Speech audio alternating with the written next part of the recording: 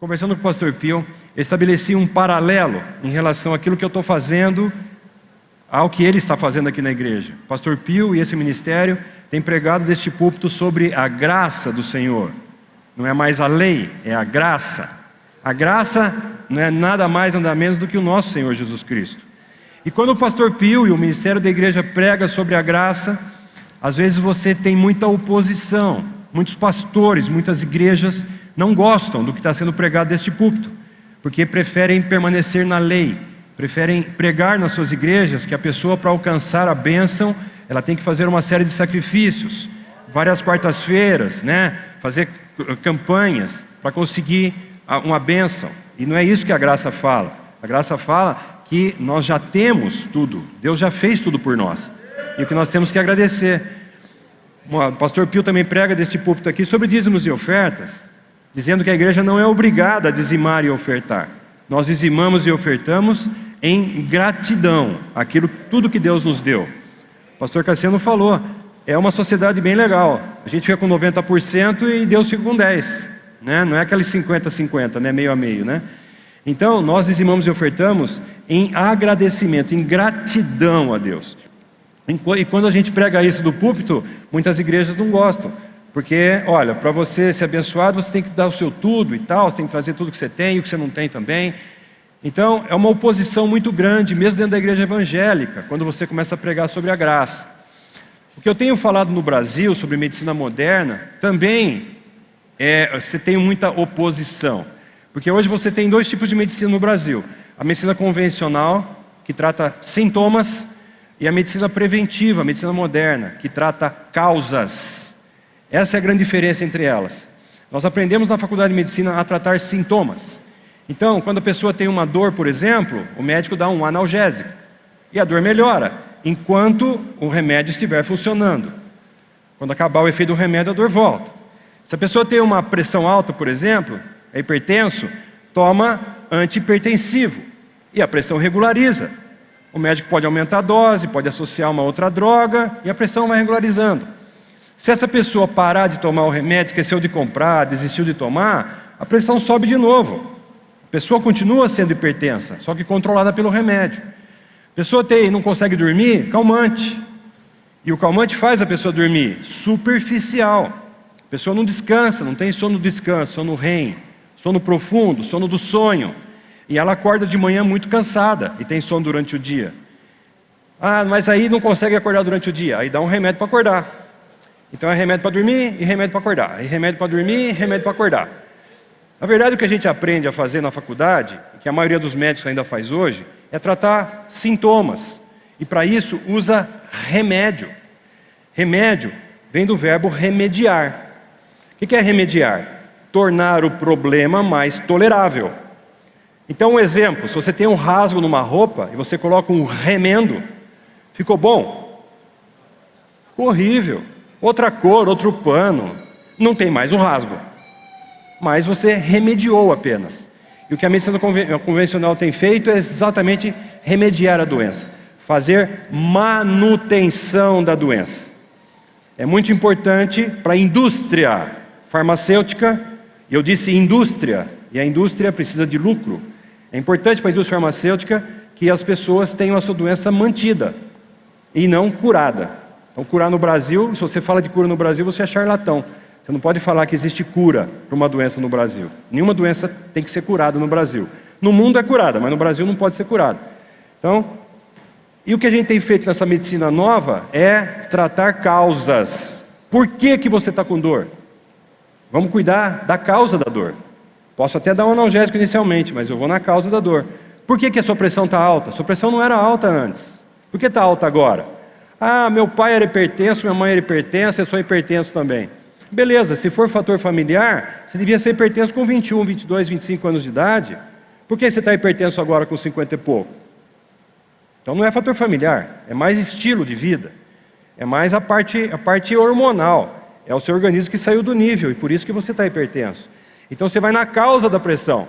Quando você vai na causa da pressão, você consegue regular a pressão e tirar os remédios de pressão, e a pessoa fica sem remédio, como era antes, Então, se a pessoa não dorme, por exemplo, e a medicina convencional dá um calmante, Calmante é um remédio que o organismo não conhece, nunca ouviu falar. Quando você faz um exame no paciente, não está faltando Rivotril no sangue dela? Vamos dosar para ver como é que está o Rivotril aí na vida, no seu sangue. Rivotril é um remédio que a pessoa, o sangue, o nosso organismo não conhece, é estranho. Agora, existe um hormônio do sono chamado melatonina. A melatonina é o hormônio do sono. Nós produzimos melatonina no nosso corpo a vida toda.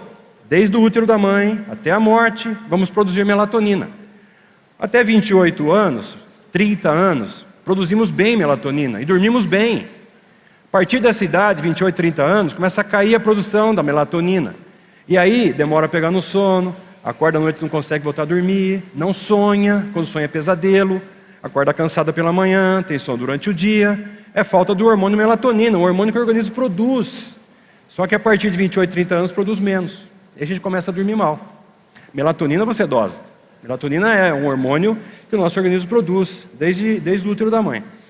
Então, essa medicina nova vai na causa do problema. E a gente indo na causa do problema, a gente consegue ter resultados clínicos muito melhores do que a medicina convencional tem.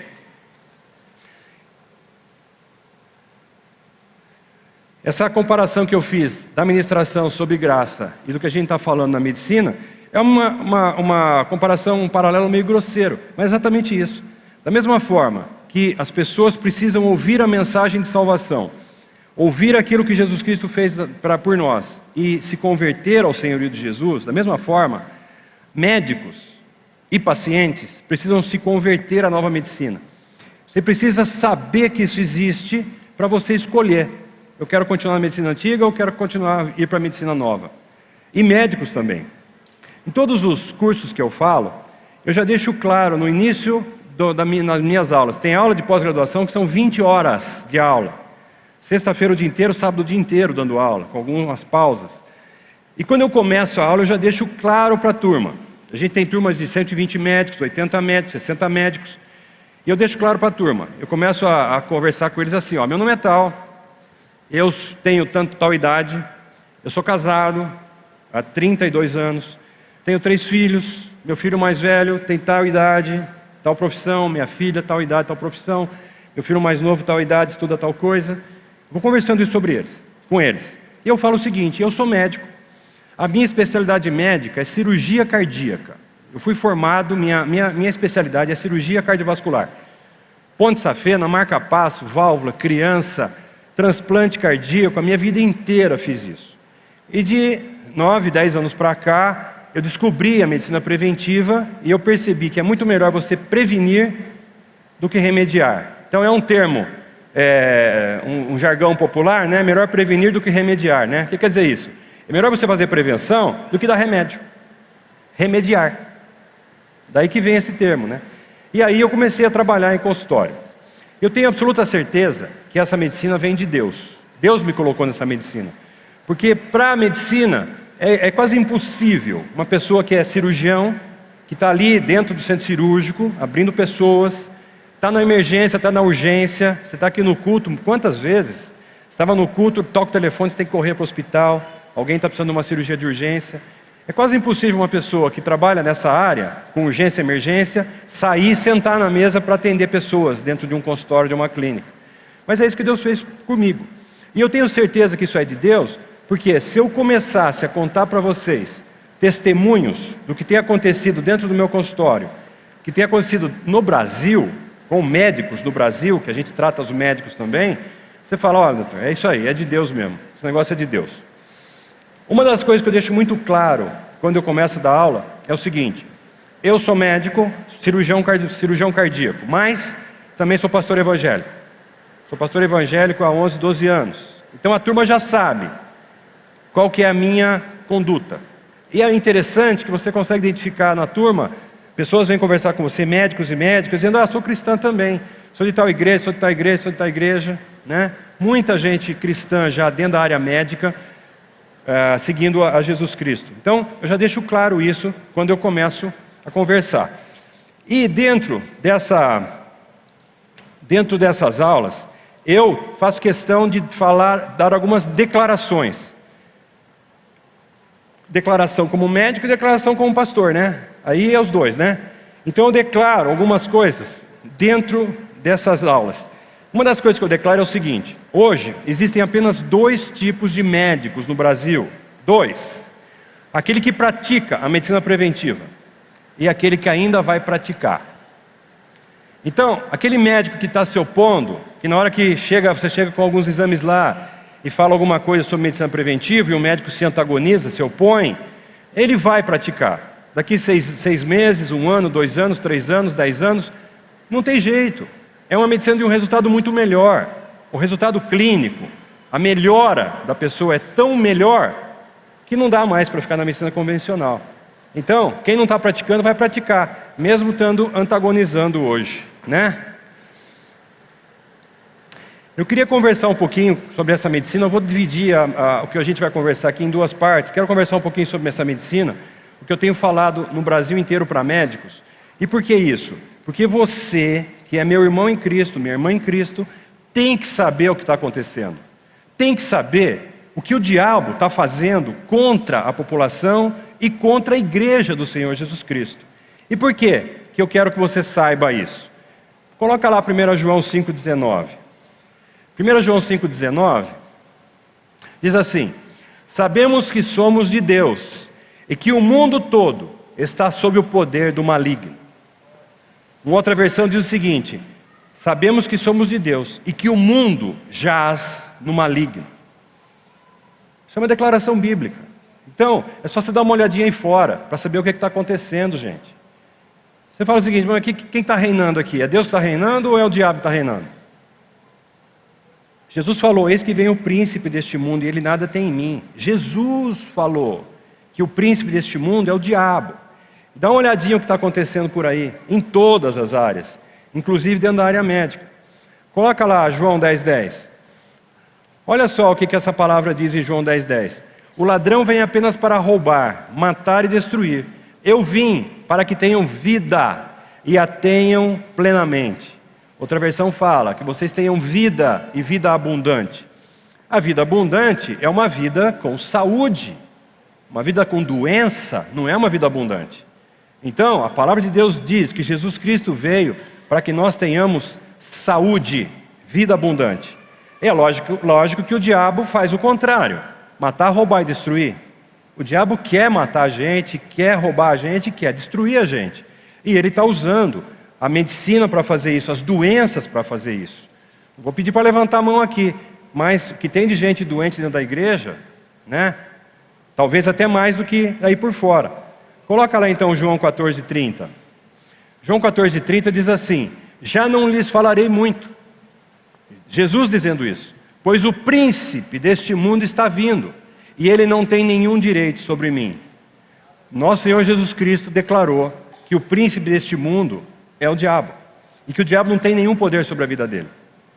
Nós sabemos, temos aprendido que o diabo não é o inimigo de Deus. O diabo é nosso inimigo. Então nós é que temos que combater as artimanhas do diabo. E para a gente fazer isso, a gente tem que saber quais são. A gente tem que ser alertado sobre isso. E é isso que eu tenho falado pelo Brasil, e eu quero comentar um pouquinho sobre isso com você. Gostaria então de explicar um pouquinho do que está acontecendo na medicina do Brasil, na medicina do mundo. Nós trabalhamos com longevidade saudável, com prevenção de doenças, já há quase 10 anos. E agora, em abril deste ano, agora 2017, nós fomos procurados pelo presidente da Sociedade Brasileira de Clínica Médica. A Sociedade Brasileira de Clínica Médica tem 11 mil médicos sócios. E o presidente da Sociedade de Clínica Médica procurou a longevidade saudável, dizendo o seguinte: olha, eu acompanho o trabalho de vocês há 2 anos, eu sei tudo o que vocês estão fazendo há 2 anos, e eu sei que essa é a verdadeira medicina, é a volta à fisiologia médica. E eu queria fazer uma parceria com vocês, já que na clínica médica, dentro da Sociedade de Clínica Médica, nós só falamos de doença. Ele mesmo é editor de 2 revistas médicas que só edita sobre doença. Então eu queria ter um braço de prevenção. E eu gostaria que vocês fossem o nosso braço de prevenção. Então hoje, a longevidade saudável é o braço de prevenção da Sociedade Brasileira de Clínica Médica. Isso muda muita coisa. Porque todo aquele antagonismo que as associações médicas tinham da gente fazer prevenção de doença, é um absurdo, né? Mas você tem oposição para fazer prevenção de doença. Agora, com o respaldo da clínica médica, isso cai por terra, isso acaba, né? Então, isso foi uma bênção que aconteceu nesse ano que passou agora, né?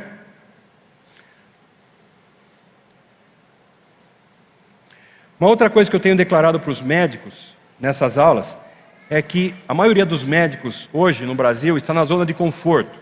O que é zona de conforto? O que o médico está fazendo está bom. O que eu estou atendendo está bom, o que eu sei de medicina está bom, o que eu estou ganhando no consultório está bom, não preciso sair para estudar, não preciso fazer mais nada, está bom, o que eu sei está ótimo. Não é só na área médica que isso acontece, né? Mas as pessoas entram na zona de conforto. Elas não querem sair da zona de conforto, elas têm medo de sair da zona de conforto. E o que a gente tem que fazer hoje é realmente sair da zona de conforto, é estudar, é ir buscar mais coisas. Para você antagonizar uma nova medicina ou você aceitar, você tem que saber o que é.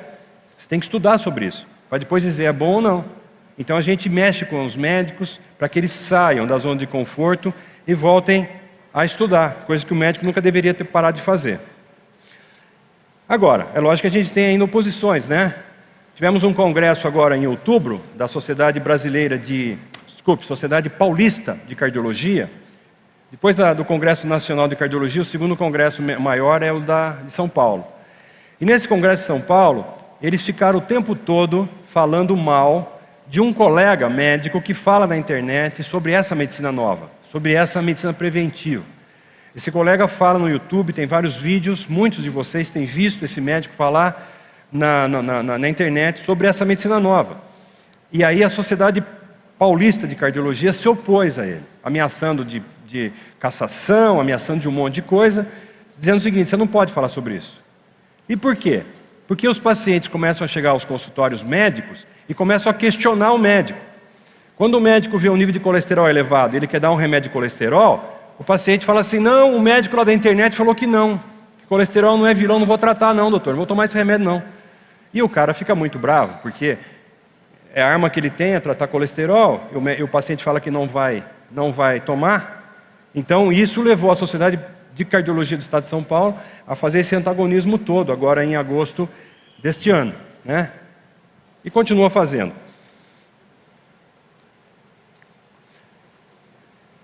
Vamos colocar alguns slides para vocês, do que eu tenho ministrado por aí, para que vocês entendam o que a gente tem falado por aí. Dá para pôr os slides?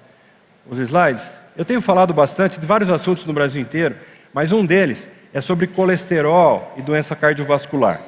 Por que é um assunto específico assim? Porque colesterol, irmãos, irmãs, amados, é uma substância extremamente importante para o nosso organismo. Colesterol é a matéria-prima para a produção hormonal. Todos os hormônios que nós produzimos vêm da molécula de colesterol. Então, colesterol tem que ser alto no nosso corpo. Quanto mais alto, melhor. E o que a medicina está fazendo? Ela está inventando remédios para baixar os níveis de colesterol. E isso está fazendo com que as pessoas envelheçam mais rapidamente.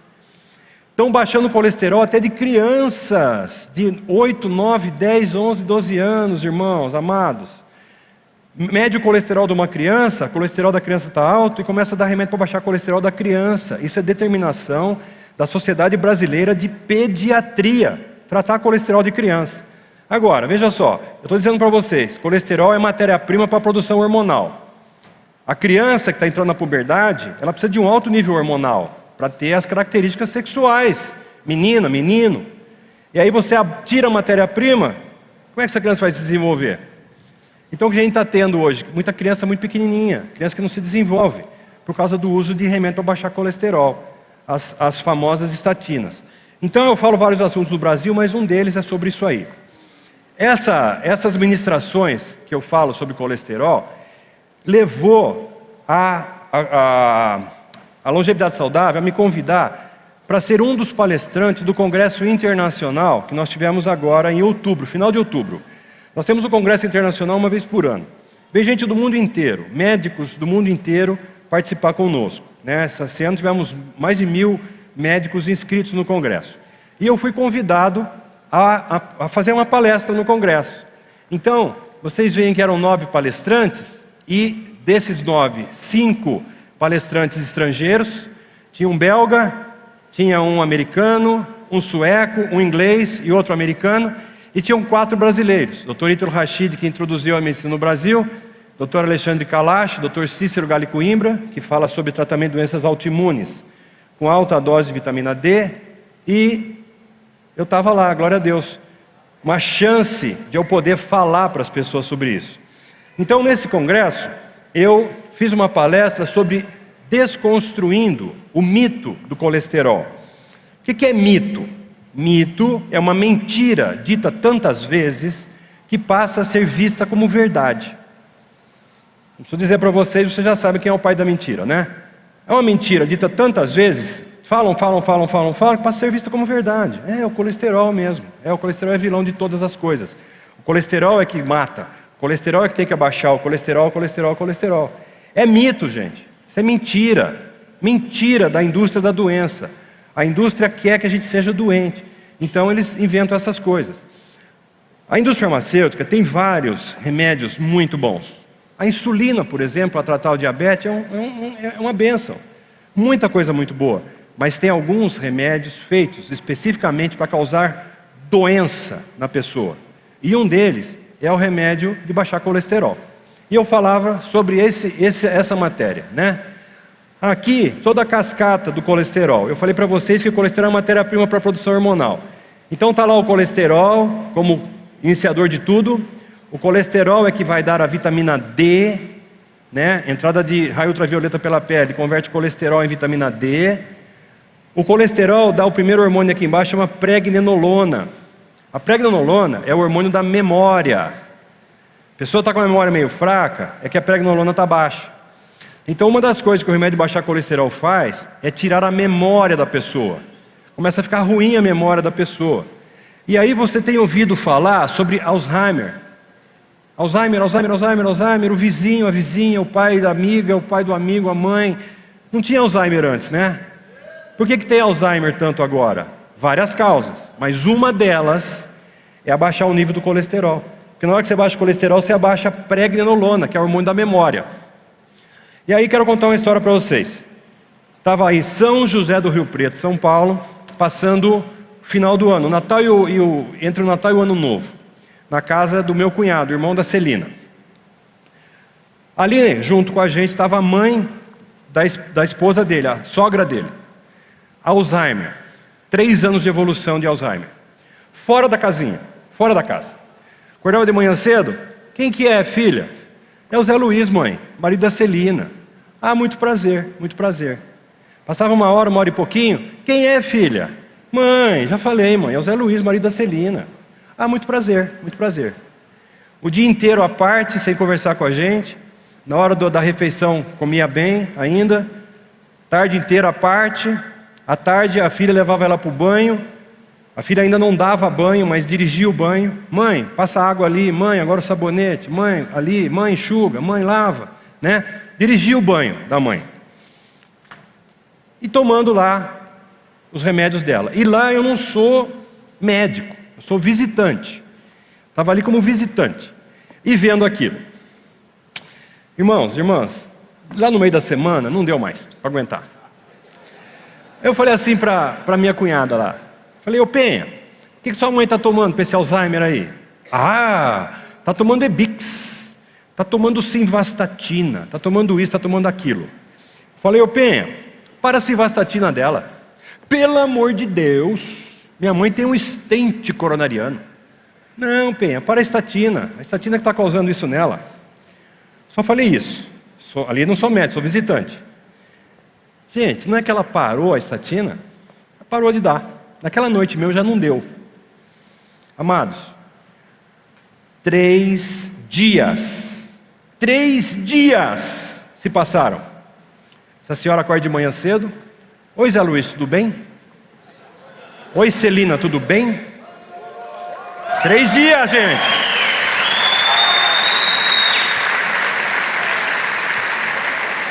Em 3 dias, voltou a memória dessa senhora. 3 dias. Conversou conosco se relacionou conosco a manhã toda, continuou comendo bem, à tarde se relacionou conosco. Ela era costureira. À tarde a filha montou uma máquina de costura para fazer uns fuxicos. Estava fazendo os fuxicos lá, e ela descuidou, foi no banheiro, foi na cozinha, sei lá. Essa senhora sentou na máquina de costura, começou a fazer fuxico, direitinho. Aí chegou a hora do banho. Mãe, vamos tomar banho? Eu tomo banho sozinha. Não, mãe, vou te ajudar. Foi lá, tomou banho sozinha. Gente, 3 dias sem remédio de colesterol, gente. 3 dias. Agora, se você vai no médico, ele mede o teu colesterol, ele vai te dar um remédio. Não vou pedir para levantar a mão aqui, mas em cada 4 pessoas, no Brasil e no mundo hoje, uma toma remédio de colesterol. 1 em 4 pessoas. Então o colesterol tem a pregnenolona, aí você tem ideia, olha a testosterona aqui, ó, hormônio masculino. Então o homem que toma remédio para colesterol vai ter problema, gente. Olha o estradiol, hormônio principal da mulher. A mulher que toma remédio de colesterol vai ter problema, gente. Vai ter problema esse casal.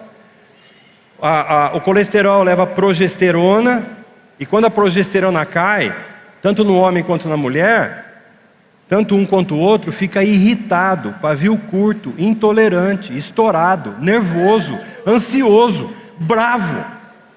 Tem muita gente com problema de casal por causa da falta desse hormôniozinho aqui que chama progesterona. E quando a pessoa toma remédio de colesterol, a progesterona cai. E ali está o cortisol, a aldosterona, todos os hormônios vêm do colesterol. Então o colesterol não é bandido, gente. Ele não é vilão.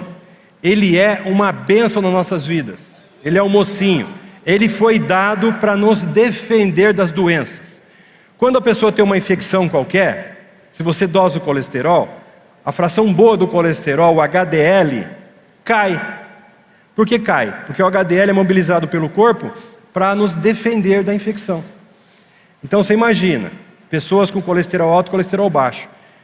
Fizeram agora, mês atrás agora, fizeram um artigo científico que eles pegaram pessoas com infarto, pessoas infartadas, tá? Eles dividiram em 2 grupos, pessoas com colesterol elevado e pessoas com colesterol baixo. Dos 2 infartados, mais uns infartados com colesterol alto e outros com colesterol baixo. Quem morreu mais? Colesterol baixo. Quem tinha colesterol baixo morreu mais do que quem tinha colesterol elevado. Então o colesterol é protetor. Agora eu pergunto para a igreja: quanto é o colesterol total de uma pessoa? Quanto é o colesterol total normal de uma pessoa? Quanto? 200? 200 mais a idade. Se você tem 30 anos, o teu colesterol tem que ser 230. Se você tem 58 anos, 558, 258. Se você tem 80 anos, tua avó, tua mãe tem 80 anos, 280. Esse é o colesterol total normal de uma pessoa. Só que aconteceu é que a medicina quer baixar esses níveis, né? Vamos ver. No dia 12 de agosto, agora de 17, a Sociedade Brasileira de Cardiologia deu um presente para a população brasileira. Baixou ainda mais os níveis de colesterol. Em 2013, eles tinham baixado os níveis já, 4 anos atrás. E agora baixaram novamente.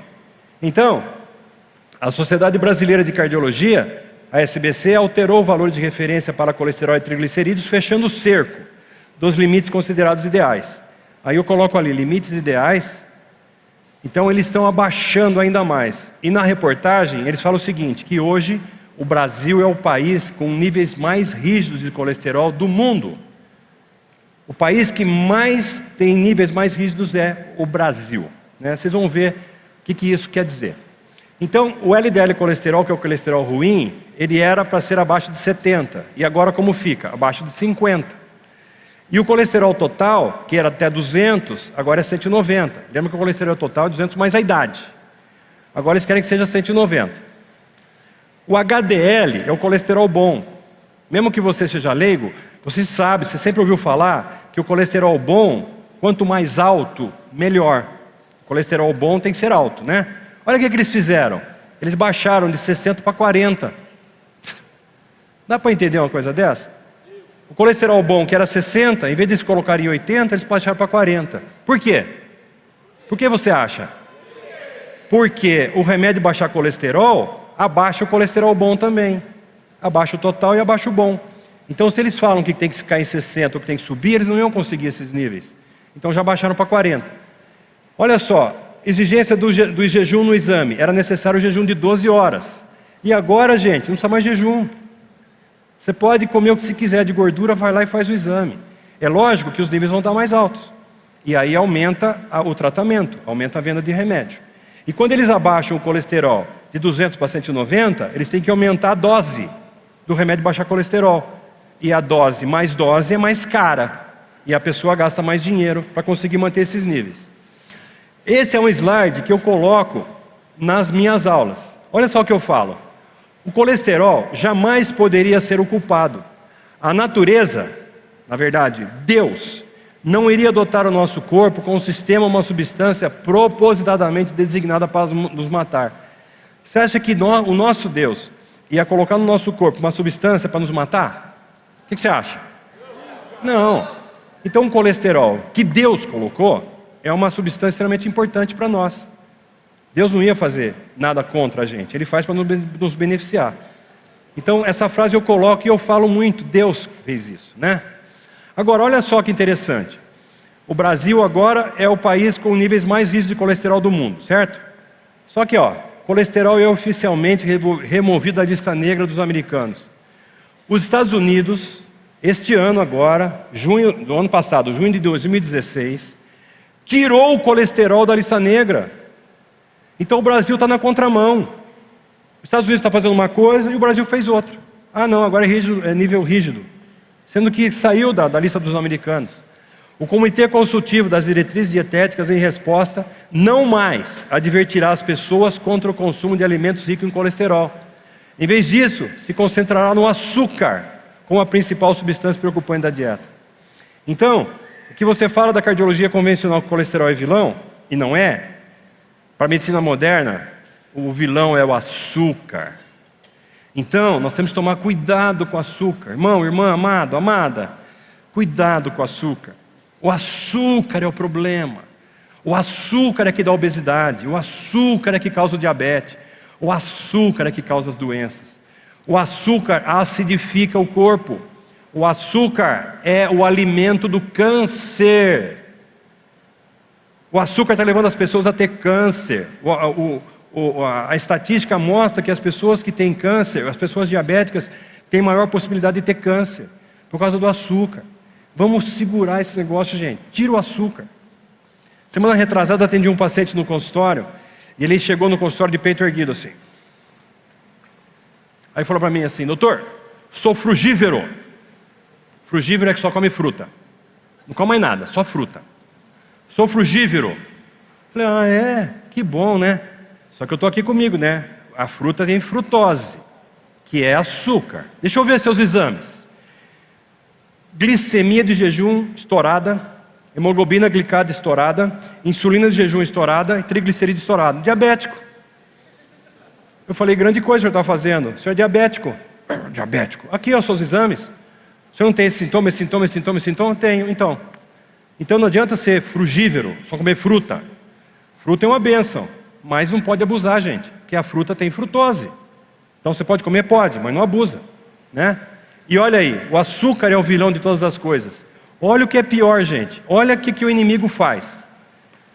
A indústria do açúcar, a Fundação de Pesquisa do Açúcar, patrocinou o seu primeiro projeto de pesquisa sobre doença cardiovascular, doença arterial coronariana, em 1965. Uma revisão da literatura publicada no New England Journal of Medicine. O New England é uma revista que é aceita no mundo inteiro na classe médica.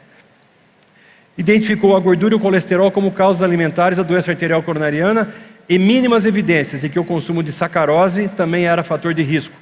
O financiamento e o papel da Fundação de Pesquisa do Açúcar não foram divulgados. A Fundação do Açúcar bancou, pagou um trabalho científico para provar que o colesterol era o vilão e deixar o açúcar de lado, em 1965. E a área médica aceitou esse negócio. Então o colesterol é o vilão e o açúcar ninguém fala nada. Então agora você está ouvindo falar, colesterol não é vilão de nada, quanto mais alto melhor, e você controle seu açúcar. Infelizmente, muitas pessoas já são diabéticas, mas você pode controlar o diabetes. E o diabetes tem que ser controlado na dieta. Você pode tomar insulina, se o médico der. Você pode tomar hipoglicemia antioral, metformina da vida, essas coisas aí, glifage e tal, mas você tem que fazer a dieta. Se você não fizer dieta, complicado, porque o açúcar é o vilão. Agora você vai entender por que esse negócio de colesterol está sendo tão divulgado. Vocês sabiam que em um recente estudo acompanhando pacientes infartados em 541 hospitais dos Estados Unidos durante 6 anos, mostrou que 75% dos pacientes infartados tinham colesterol normal. Então quem entende um pouquinho de estatística vai ver o seguinte, é um trabalho violento. 541 hospitais americanos sendo acompanhados durante 6 anos. Pegaram todos os pacientes infartados, 75% deles nunca tiveram colesterol elevado. E por que então que esse negócio é falado? As estatinas foram as drogas mais lucrativas da história da medicina. O custo anual de tratamento por pessoa é de $2.500 a $3.000. Se for transformar no 3,35 que está agora o dólar, você vai gastar R$10.000 por ano, R$11.000 por ano para tratar o colesterol.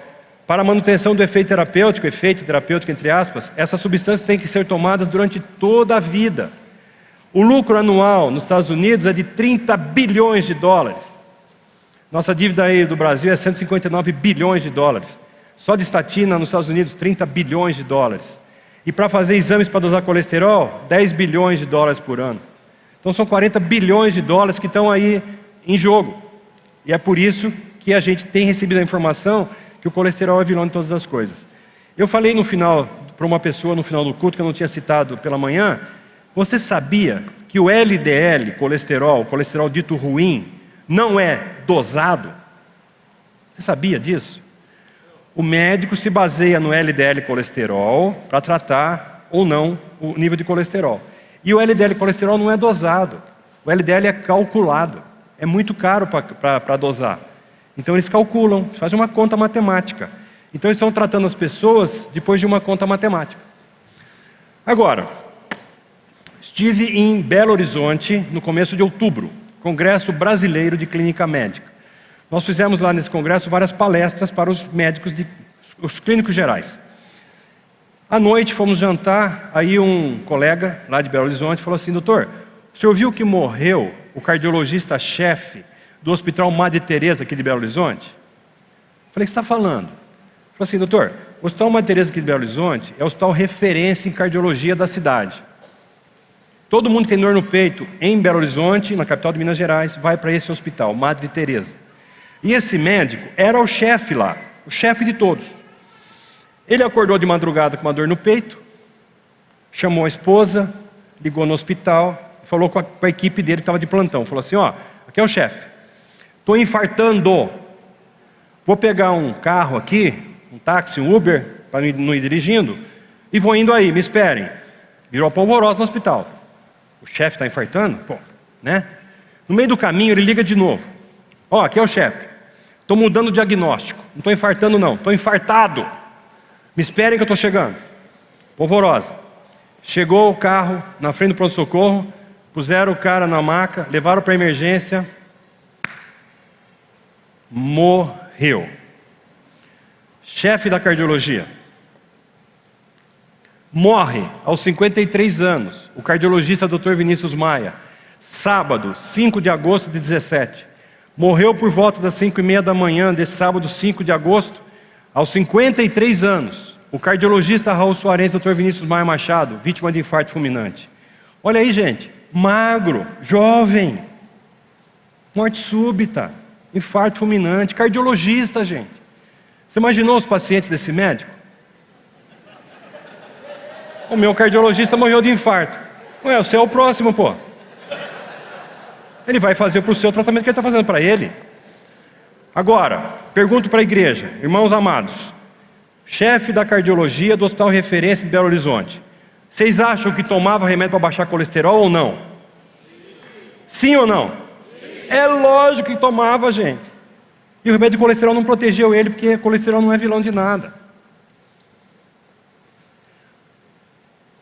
Aí, uma nota do CRM do Paraná, 30/10/17, agora em outubro, nota de pesar, Dr. Eli Lebos, CRM tal. Cardiologista, que era diretor-presidente do Green Cred, na verdade, faleceu na segunda-feira em Curitiba. Falecimento do cardiologista Dr. Ili Lebos, ocorrido na segunda-feira no Hospital Constantini, em Curitiba. Aí a nota do Conselho Regional de Medicina diz assim: o coração pode ser tão leviano e cruel que não poupa sequer um dos mais conceituados cardiologistas. O CRM está dizendo o seguinte: pô, o coração não poupou nem o cara que é bom cardiologista. Ele tinha 69 anos, cardiologista conhecido na cidade, foi professor da Federal do Paraná e morreu de infarto. Cardiologista morrendo de infarto, gente. Aí você fica meio atrapalhado com esse negócio, né? Aí você pega, e eu vou fazer um desafio para vocês, vocês pegam o Google e colocam no Google como eu coloquei. Antes disso, pode ser, isso aí é cômico, se não for triste. Olha só, a American Heart Association é a maior associação de cardiologia do mundo. Um congresso da American Heart Association vai o mundo inteiro para os Estados Unidos para participar. E no congresso que teve agora, em novembro, olha o que acontece. Ataque cardíaco derruba o presidente da American Heart Association durante reunião anual. A American Heart Association informa que ele recebeu um stent e está evoluindo bem. Ele só não morreu. Durante o congresso mundial da American Heart Association, a maior associação de cardiologia do mundo, o presidente infarta. Agora, pergunto para a igreja: irmão amado, irmã amada, você acha que o presidente da American Heart Association estava tomando remédio para colesterol ou não? Sim. É lógico que estava, gente. Olha aí, 52 anos. 52, gente, mais novo que você. Mais novo que eu. E o cara infarta. O presidente da maior associação do mundo. Aí você pega e coloca no Google. Você coloca assim, ó: morre cardiologista de infarto. Coloca lá no seu Google lá, quando chegar na sua casa. Morre cardiologista de infarto. 57.400, gente. 57.400 veio no Google quando você coloca morre cardiologista. Se você colocar assim, morre médico de infarto, 154 mil eventos. Médicos estão morrendo. E se médicos estão morrendo, você imagina a população como é que está. E eles continuam dizendo que o colesterol é o problema. Lembra desse cara aí? Carlos Alberto Torres? Esse cara foi um cara super famoso no Brasil. Ele foi o capitão da Copa de 70, do tricampeonato nosso. E ele fez um programa de televisão na segunda-feira e morreu de morte súbita na quarta em casa. Morreu aos 72 anos, vítima de infarto fulminante, em sua casa, no Rio de Janeiro. Carlos Alberto Torres fez sua última aparição no Sport TV, onde era comentarista, apenas 2 dias antes da sua morte, quando participou do programa Troca de Passes. Ricardo Rocha, ex-zagueiro e amigo próximo do capitão, e o comentarista Luiz Ademar, também do Sport TV, relataram que Carlos Alberto tinha boa saúde, a despeito da idade. Ótima saúde, né, gente? Morte súbita em casa. Isso está acontecendo no dia a dia, E ninguém faz nada sobre isso. Agora, você, meu irmão em Cristo, minha irmã em Cristo, está sabendo o que está acontecendo, qual que é a estratégia que o diabo está usando para matar, roubar e destruir. O que a gente tem feito hoje, no Brasil inteiro, a gente tem formado médicos no Brasil inteiro, a gente está trabalhando com 11 fatores de risco para doença cardiovascular. Aqui são 12 porque o estriol é da mulher e a testosterona do homem. Menopausa e andropausa. E olha aí, os outros fatores de risco, os verdadeiros fatores de risco para causar infarto e derrame cerebral. Esse médico, Dr. Richard John Roberts, ganhador do Prêmio Nobel de Medicina, o cara não é nada porcaria, hein? Ganhou o Prêmio Nobel de Medicina. Ele fala assim: a cura de doenças não é lucrativa para a indústria farmacêutica. Indústria, gente, tem que fazer lucro. Vocês já perceberam o que está abrindo de farmácia na nossa cidade, não? Perceberam, não? Por que você acha que está abrindo tanta farmácia? Porque está vendendo cada vez mais remédio, senão não abria.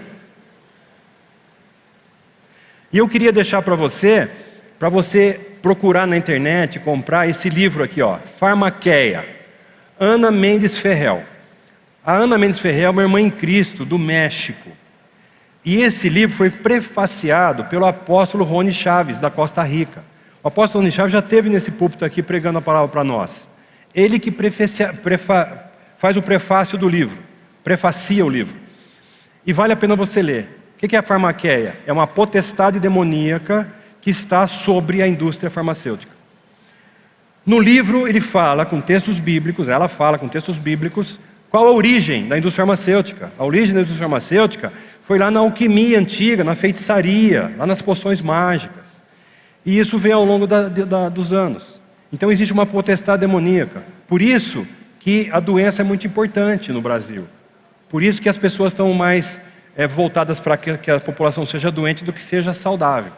Então, encontrei uma irmã agora na entrada da igreja e falou assim: doutor, já puxei o livro, já li 60 páginas. Olha, doutor, uma benção. Dá uma olhadinha no livro, Farmaqueia. Você compra, tem em espanhol, tem em português também. Por que eu estou falando tudo isso para você? Eu vim aqui escutar uma palavra de Deus e estou escutando sobre medicina. Por que eu estou dizendo tudo isso para você? Você tem que conhecer as estratégias que o diabo está usando para nos matar, roubar e destruir.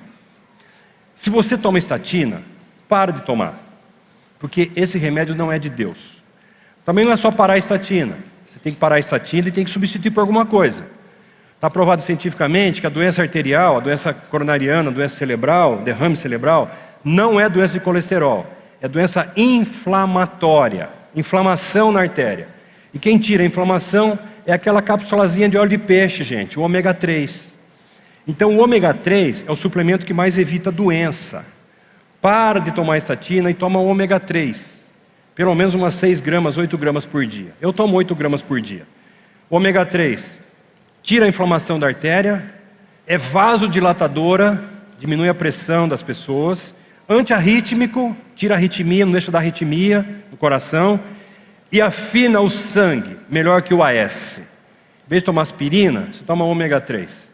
Então, se você fizer isso, você já vai ter uma mudança muito grande na sua vida. Faça isso para você, para sua mãe, para o seu pai, para o seu amigo querido, as pessoas que tomam esse tipo de remédio. A população tem que saber dessas coisas. Nessa ministração, nessa palestra que eu fiz no Congresso Internacional, eu terminei a palestra da seguinte forma. Coloquei um filme de um menino que andava pela praia, ele agachava, pegava uma estrela do mar e devolvia para o mar. A praia lotada de estrela do mar, tudo morrendo lá debaixo do sol. E ele andava um pouquinho, agachava, pegava uma estrela do mar e jogava para o mar. E aí tinha um escritor vendo aquilo. Assim, esse menino é pirado. Olha, milhões de estrelas aqui nessa praia, milhões de praias pelo mundo. Esse menino agacha, pega uma estrela do mar e joga no mar de volta. Vou lá falar com ele. Aí foi lá falar com o menino. O menino, o que você está fazendo? Senhor, estou pegando a estrela do mar e devolvendo para o mar. Menino, são milhões de estrelas aí, tudo morrendo, milhões de praias no mundo. O que você vai fazer pegando essa estrela e jogando no mar? O menino respondeu assim: para essa eu faço diferença.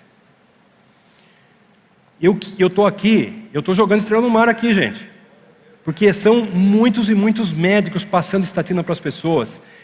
Gente no mundo inteiro tomando isso. É uma pessoa a cada 4 no mundo. Se você pegar o número de população mundial, pega 1 em 4, você vai ver quantas pessoas estão tomando essa porcaria.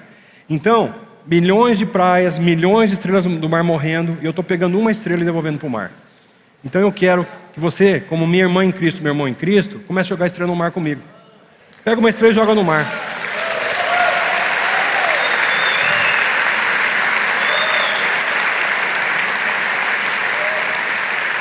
Se a gente alcançar uma pessoa, já estou satisfeito. Estava entrando aqui para ministrar agora à noite, veio uma pessoa e falou assim: olha, eu trouxe um visitante de manhã cedo, e ele falou assim: não vou tomar mais estatina. Pronto, uma pessoa. Já joguei a minha estrela. Agora eu quero que você jogue a sua. Então, primeiro, joga a estrela no mar. Segundo, quando você for no médico, questiona ele. Questiona. Porque o médico vai te dar um remédio para colesterol, você fala: doutor, não vou tomar. Colesterol é uma substância extremamente importante para o coração. Às vezes, o médico vai falar assim: pô, uma pessoa me falou isso, 2 pessoas me falaram isso, 3 pessoas me falaram isso, deixa eu ir atrás para saber se é verdade. E aí começa a estudar, começa a ler os artigos científicos modernos. E aí ele vai mudar a cabeça dele. Ele não dá remédio de colesterol porque ele quer prejudicar você, porque ele aprendeu isso no congresso. Muitos médicos não têm tempo de se atualizar. Para você ter uma ideia, é um artigo científico a cada 3 minutos. Cada 3 minutos um artigo científico. Então o médico precisaria de 27 horas e meia do dia para ler tudo que sai de artigo científico no mundo. 27 horas e meia do dia, gente, só tem 24 horas. E aí não pode comer, não pode tomar banho, não pode atender ninguém, não pode trabalhar, não pode fazer nada. Então não tem como se manter atualizado dessa forma. Então ele vai se atualizar no congresso. Só que o congresso médico é patrocinado pela indústria farmacêutica. Então o médico, na verdade, não está se atualizando. Ele está aprendendo a fazer comercialmente o que a indústria farmacêutica quer que ele faça. Então ele não te dá estatina porque ele quer, é porque ele aprendeu a fazer isso. Então, questiona o médico. Doutor, eu não quero isso. Colesterol é uma substância extremamente importante para o coração. Você vê, 70% da energia do coração é gordura. Então, o problema da gordura não é a gordura animal, é a gordura hidrogenada, é o óleo de cozinha, é a margarina vegetal. Esse é o problema nosso. Gente, tira o óleo de cozinha da tua vida, da tua casa. Soja, amendoim, girassol, canola, tira da tua vida.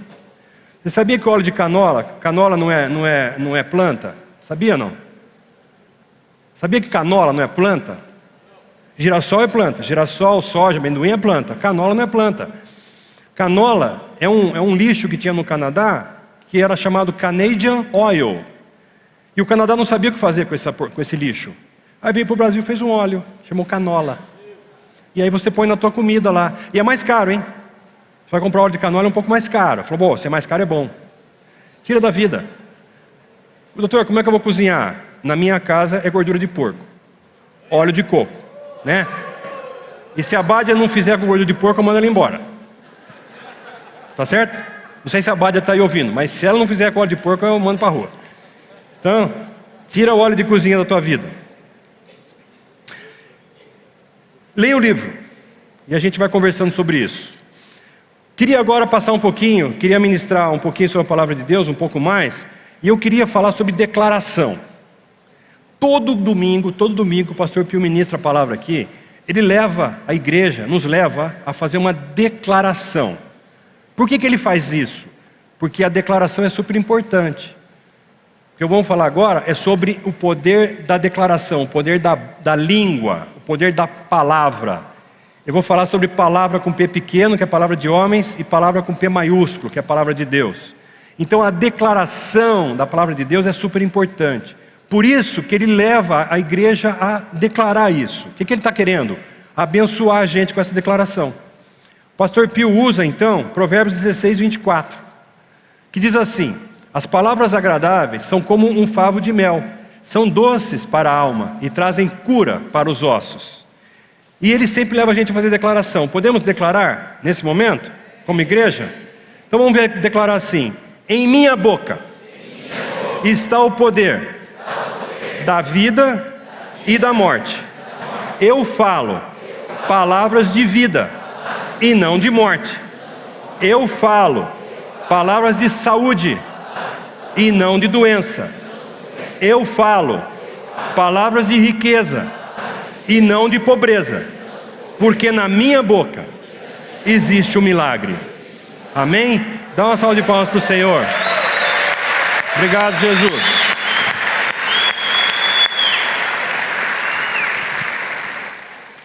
Essa declaração é muito importante, gente. A gente tem que fazer essas declarações o tempo todo, declarar a palavra de Deus. E você vai entender por quê.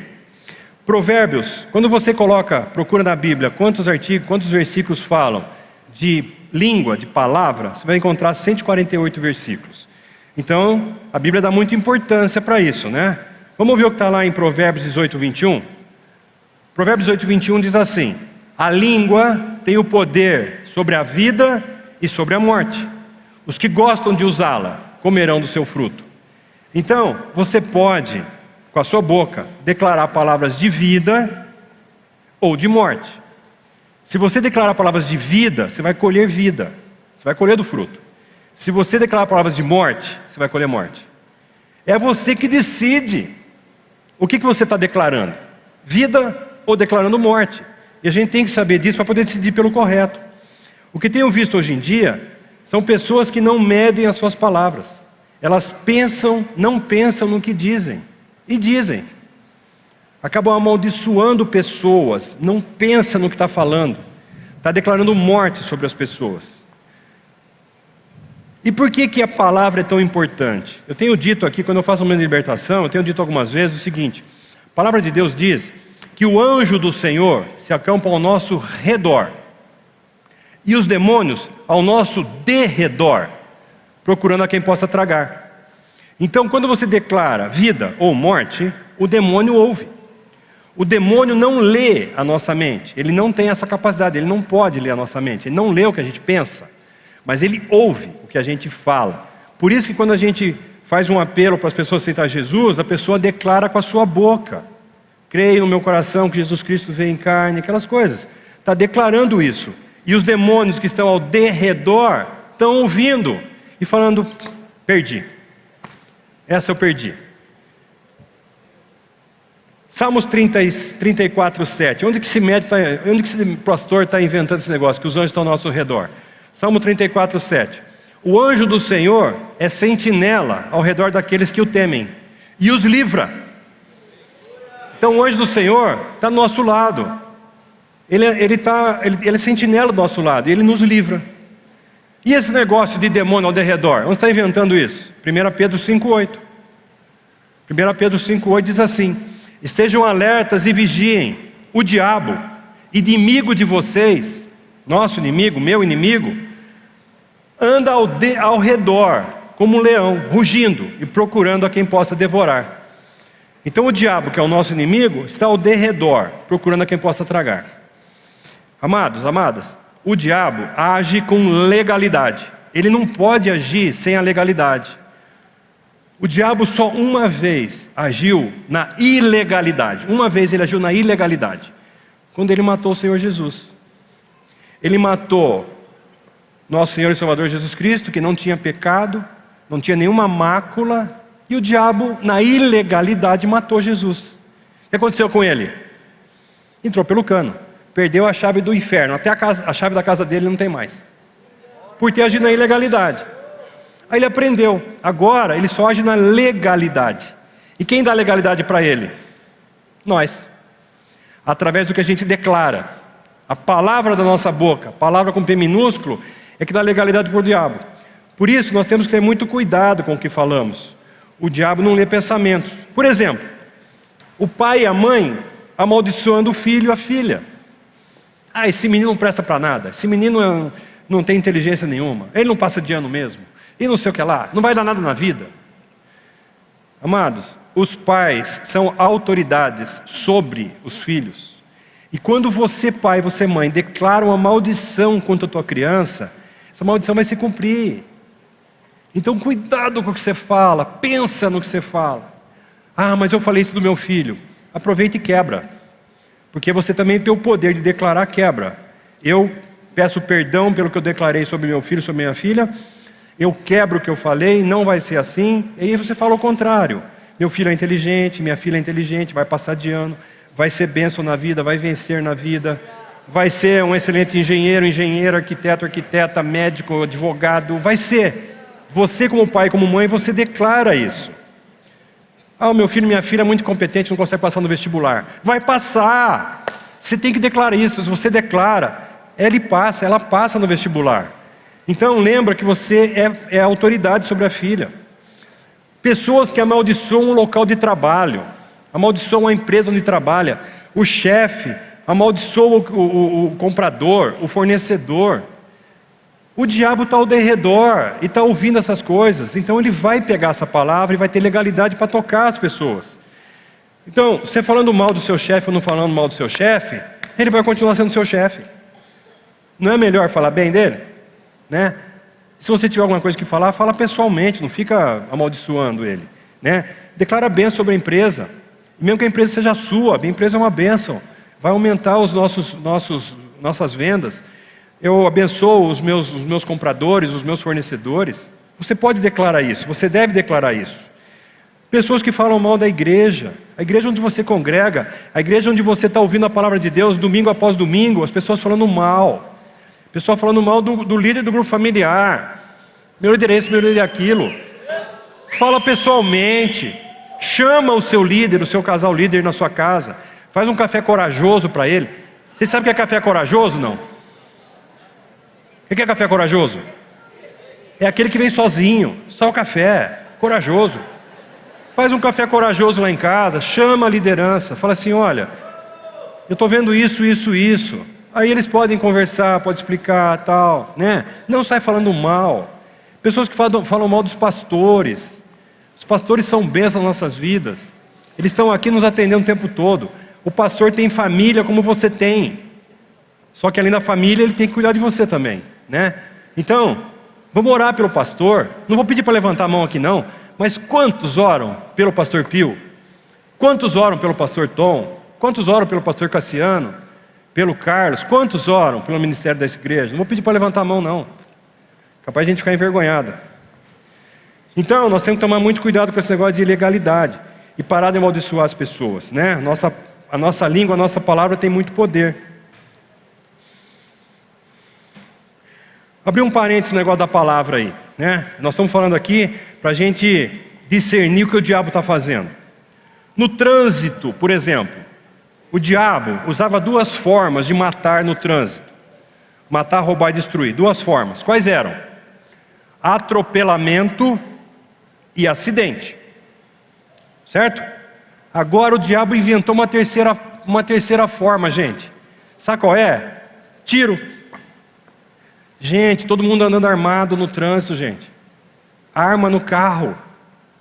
A pessoa não dá passagem, a pessoa se sente injustiçado, deu um toque no carro, a pessoa sai dando tiro. Semana passada eu estava ouvindo a Band News, indo para o consultório ouvindo a Band News FM, teve um problema lá em Salvador, na Bahia, briga de trânsito, os dois armados, gente, começaram a trocar tiro no meio da cidade, no centro. Morreu gente inocente que não tinha nada a ver com isso, tiro para todo lado. Então o diabo agora matava como atropelamento e como acidente, agora mata na briga do trânsito. Então, igreja, não vamos dar legalidade para o diabo. Respeita a sinalização, dá passagem, não buzine. Aqui em Curitiba, meu Deus do céu, a empresa de automóvel que discernir que tem que colocar duas buzinas no carro, vai vender um monte. Duas buzinas. A pessoa compra. Agora, se tirar a buzina, aí não vende nada. E um motorista quer educar o outro motorista na buzina. Vocês viram que é sempre igual a buzina? Sempre igual? Para de buzinar, gente. Vai abençoando a pessoa. Dá passagem para todo mundo, né? Não dá legalidade para o diabo poder agir dessa forma no trânsito. Uma outra coisa que eu queria lembrar, fora do negócio da palavra, é em relação ao estilo de vida. Nós temos que melhorar o nosso estilo de vida. Saiu um artigo da Universidade de Stanford. A Universidade de Stanford fez um artigo que ele prova o seguinte: das doenças que a gente tem, 17% é fator familiar. 17%. O pai teve, a mãe teve, a avó teve, não sei o que, 17%. Estilo de vida, 53%. Ambiente que você vive, 20%. Então, se você somar o estilo de vida com o ambiente, são 73%, contra 17%. Fator familiar não serve para nada. Minha mãe teve câncer de mama, meu pai teve, minha mãe teve, minha avó teve. Vou ter também? Não, você não vai ter, é estilo de vida. Então a gente tem que mudar o nosso estilo de vida para a gente não cair nesse negócio. Melhorar a nossa alimentação. Já falei do açúcar. Cuidado com o agrotóxico, gente. Agora inventaram de chamar de defensiva agrícola. Defensiva agrícola. Defensiva agrícola coisa nenhuma. Agrotóxico. Tóxico. Vamos cuidar disso. A gente tem aprendido como que a gente tira o agrotóxico do alimento. Coloca água com gotas de iodo. E aí deixa o alimento lá que ele vai tirar o agrotóxico. Então a gente tem que fazer essas coisas, tem que cuidar disso, né? Já falamos do açúcar, né? Eu falo sempre, gente, o pessoal dá risada de mim. Refrigerante, gente. Refrigerante é a maior causa de doença que existe. A maior causa de diabetes é o refrigerante. Tem muito açúcar ali dentro. A maior causa de pressão alta é o refrigerante, tem muito sal. A maior causa de osteopenia, osteoporose, é o refrigerante, por causa do ácido fosfórico. O ácido fosfórico dá um prazer na boca quando você toma. Para que serve o ácido fosfórico do refrigerante? Para você não vomitar o refrigerante. O refrigerante tem tanto açúcar, tanto açúcar, tanto açúcar, tanto sal, tanto sal, tanto sal, que o certo é você tomar e vomitar em cima. O organismo não aguenta. Agora, se você vomita um refrigerante, nunca mais você toma. Então eles colocam ácido fosfórico, que é antiemético. Então ele absorve rapidamente na língua e corta o efeito de náusea e vômito. Só que ele não deixa absorver o cálcio do alimento e tira o cálcio do osso. Refrigerante é a maior causa de câncer, por causa do pH. O pH do refrigerante é 2,5. A gente tem que tomar água alcalina, pH 9, 9,5, 10. E o refrigerante é 2,5. Ah, vou tomar água com gás. Água com gás tem pH baixo também, gente, 2,5.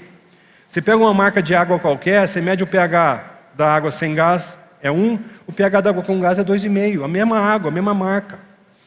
Então, vamos tirar o refrigerante da vida. A gente tem falado sobre isso, o pessoal dá risada. Ah, não é bem assim. Gente, é assim, gente. Eu tenho muito estudo, gente. Estou estudando demais. E eu estou dando uma informação gratuita para você. Para com essa porcaria. Esse negócio da doença. Ah, aí eu falei hoje, acabando o culto aqui, a pessoa falou, doutor, minha esposa... Não foi hoje ainda, na entrada do culto. Doutor, minha esposa já parou o refrigerante, mas eu não consegui ainda. Então toma uma atitude, né? Para de fazer a vontade do diabo, para o refrigerante. Ah, doutor, mas tem as visitas, tem as crianças. Falei, irmão, na minha casa não tem refrigerante. Se alguma visita chega para mim e fala assim, doutor, tem um refrigerante? Sabe o que eu respondo? Eu falo assim, não, irmão, porque eu te amo. Se eu te odiasse, eu tinha. Então na minha casa não tem refrigerante, eu amo as pessoas, amo. Então, gente, tira o refrigerante da vida de vocês, ainda mais as crianças lá em casa. Meu Deus do céu. Fui almoçar no mercado municipal, né? Lá no DEA, no mercado municipal. Estou lá almoçando, tem uma família na mesa da frente, assim. O homem, fortinho. A moça, a mulher, fortinha. Uma menina de uns 6 anos, mais ou menos. Fortinha. Fortinha. Entendeu o que é fortinha, não? Fortinha. E uma criança de colo. Aí a mãe, querendo dar papinha para a criança. E a criança... não queria papinha. E uma garrafa de Coca-Cola de 600 ml na mesa. O pai comendo e Coca-Cola, comendo e Coca-Cola. E a nenê fazia assim, ó, com a Coca-Cola. A mãe vinha com a papinha, apontava a Coca-Cola. A mãe pegou a Coca-Cola e pôs na boca da criança. Criança de colo. Você acha que a criança vai comer papinha depois que tomou uma Coca-Cola cheia de açúcar? Eu falei, meu Deus do céu. E a família inteira fortinha. Fortinha, né? Então, voltando na palavra, a gente tem que tomar muito cuidado também quando a gente vai consultar com o médico. Porque hoje eu tenho visto médicos amaldiçoando as pessoas. São leigos, são ímpios, eles não sabem da palavra de Deus. Então, eles fazem um diagnóstico e já dão um prognóstico. Mais 3 meses está morta. 3 meses de vida. Gente, mesmo que a patologia seja muito grave, a doença seja grave, que tenha pouco tempo de vida, a gente tem que falar com jeito. Olha, realmente é grave, mas vamos fazer isso, vamos fazer aquilo e tal, né? E o médico pega e já fecha o prognóstico. Recebi no consultório há uns anos atrás, um casal que queria engravidar. Não conseguiu engravidar, estavam casados há bastante tempo, não conseguiam engravidar. Chegaram lá no consultório com essa queixa. Aí o que eu faço? Eu arrumo a tireoide da esposa. Porque os artigos científicos dizem que quando a moça tem um TSH, o hormônio tireoestimulante, TSH, acima de 1,5, não engravida. Se engravidar, tem uma grande chance de aborto nos primeiros meses de gravidez. E se por um milagre essa criança chegar a termo, for a termo, ela nasce com hipotireoidismo. Então você tem que controlar muito bem a tireoide da moça. Colocar o TSH abaixo de 1,5. Eu fiz isso. Coloquei o TSH dela no nível, gosto de 1. Orientei o casal em relação ao ciclo menstrual, qual era a época de fertilidade dela, né? Aí falei para o marido assim, nesse dia você não viaja. Né? Não pode viajar, está proibido viajar nesse dia. E engravidaram. Aí engravidaram de gêmeos. Gêmeas. Aí eu falei para minha esposa, acho que eu forcei demais a dose. Mentira. Gêmeas. E aí a gravidez foi evoluindo. Foi evoluindo. Ela era baixinha, uma barriga grande, gêmeas, né?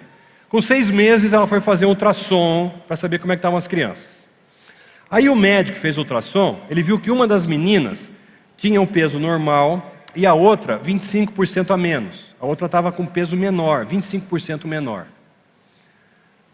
Aí o médico que faz o ultrassom, ele não pode dar o diagnóstico para a mulher. Ele tem que dar o laudo e falar, olha, seu médico conversa com você, o médico que vai ver isso aí. Mas o cara na bucha falou assim, essa criança vai morrer. Minha amada, você está grávida de gêmeas. Aí você vai fazer um ultrassom. Aí o médico chega para você e fala assim, uma das crianças vai morrer. Como é que você sente? Gente, é assim que está o negócio. Desespero na casa. Me ligaram, eu estava no final do expediente, já estava à noite no consultório. Pelo amor de Deus, vamos conversar com o senhor e tal, não sei o que, tem ultrassom aqui para ver. Venham, pode vir no consultório. Aí chegaram lá, choradeira, chorando. Porque a criança vai morrer, o médico falou, vai morrer. Aí eu vi o exame, realmente uma criança tinha menos desenvolvimento que a outra. Mas por que vai morrer? Né? Alguma coisa vai acontecer, né? Sei lá. Agora, o que eu tenho visto no meu dia a dia é o seguinte, vamos voltar à história. Essa família não conseguia engravidar, certo? E aí engravidou. O que vocês acham? Você acha que foi o tratamento médico que engravidou? Você acha que foi a tireoide? O que fez engravidar? Deus fez engravidar.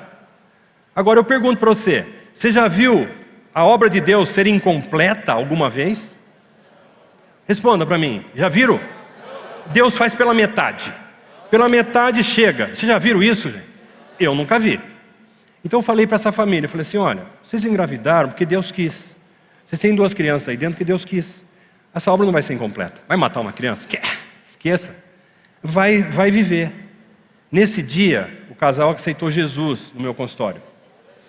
E aí começamos a orar. Aí, daí uma semana, vai fazer um novo ultrassom, no mesmo lugar. Aí presta atenção, vocês não são médicos, vocês são leigos, presta atenção. No novo ultrassom, a criança maior estabilizou o peso, e a menor cresceu. Diminuiu o percentual entre as duas. Você que não é médico, o que você acha que aconteceu? É melhor ou pior? Uma estabilizou, a outra cresceu. É melhor ou pior? Sabe o que o médico falou para ela, para a mãe? Agora as duas vão morrer. E falou para a mãe, e você morre também. Gente, uma estabilizou, a outra cresceu, é melhor, gente. O médico matou as 2 crianças. E a mãe morre também. E capaz do pai morrer também. Morre todo mundo. Pronto, chega. Aí chega a criança, vamos orar. Falei, não sei, talvez o cordão esteja dobrado. Não tem como ir lá abrir esse cordão. Vou fazer uma cirurgia para abrir o cordão. Não tem, é na oração, gente. Senhor, em nome de Jesus, estica esse cordão aí, abre essa dobra aí, Senhor. E aí a criança foi evoluindo, as crianças foram evoluindo, nasceram, fizeram parto cesariano com 8 meses, que ela estava muito grande, 2 crianças, uma moça pequena. As crianças nasceram, estão completando agora quase 3 anos. Uma bênção.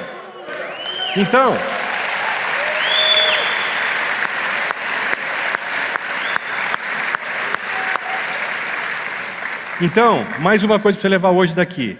A obra de Deus sempre é completa. Sempre, sempre, sempre. O diabo está falando, vai morrer. Você fala, não, vai viver. A obra de Deus é completa. Sempre foi, sempre será. Deus nunca vai fazer pela metade. Estou falando então da palavra de maldição. E na palavra de maldição, na palavra de homem, a gente tem que antagonizar isso. Não aceito, rejeito, está quebrado em nome de Jesus, não será assim, o meu Deus não fará isso, em nome de Jesus vai ser diferente e tal. Vamos falar um pouquinho da palavra de Deus e eu estou terminando.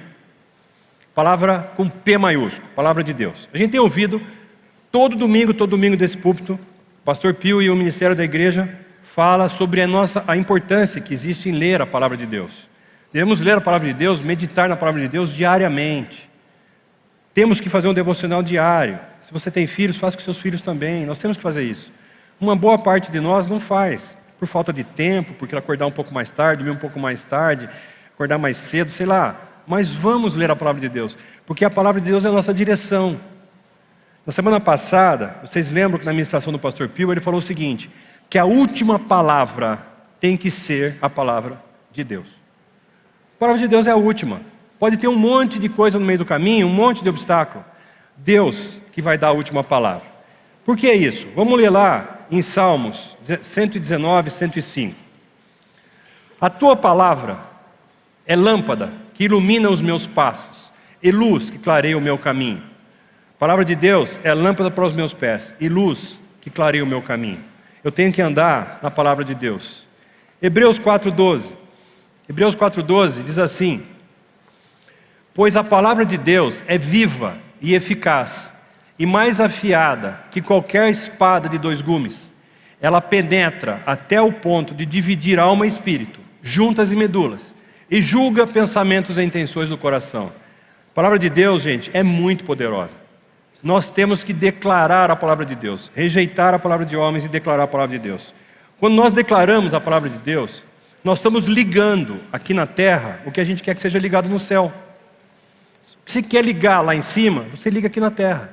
O que você quer desligar lá em cima, você desliga aqui na terra. Quando que eu estou inventando isso? Mateus 18:18. Digo-lhes a verdade: tudo que vocês ligarem na terra terá sido ligado no céu, e tudo que vocês desligarem na terra terá sido desligado no céu.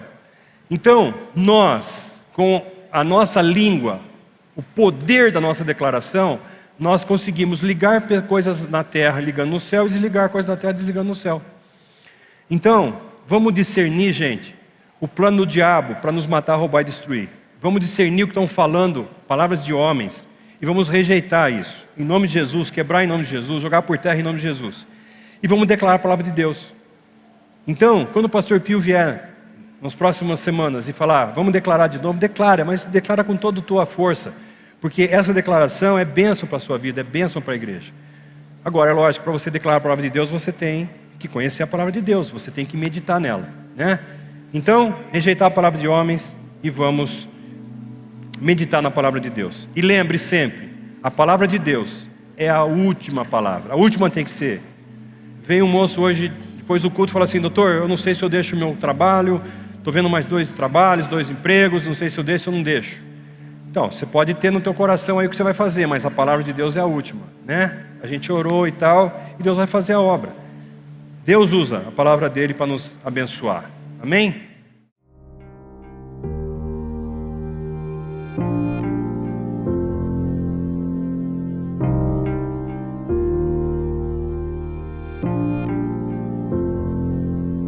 Não tem nada a ver com o que temos ou com o que fazemos, tem a ver com o que somos. A mesma vida que Jesus tem, a mesmíssima, a mesma natureza, a mesma essência, a mesma vida, a vida incriada, o Zoe, a vida eterna, a mesma vida, Deus colocou dentro de você. E você avança com absoluta certeza e segurança, porque você sabe quem você é. E quando você sabe quem você é, e quando você é maravilhoso. Como é bom